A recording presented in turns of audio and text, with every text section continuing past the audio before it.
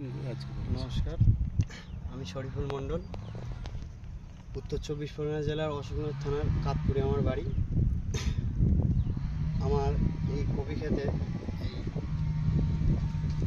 ইকোট্রাম Z ব্যবহার করেছি। আমার গাছ পুরো লাল হয়ে গিয়েছিল আর দুর্ভরসা মতো হয়ে গেছিলো গাছ। প্রথম আমি দেওয়ার পরে ঠিক 1 সপ্তাহ পর বা 7 দিন পরে আমি আবার স্প্রে করি। তারপরেই আমার গাছ আস্তে আস্তে অসাধারণ পরিবর্তন হয়েছে গাছের। আমার ওপরে আর কোনো রোগ নেই। গাছ যেহেতু লাল হয়ে গেছিলো পুরো, এখন পুরো কালো হয়ে গেছে গাছ।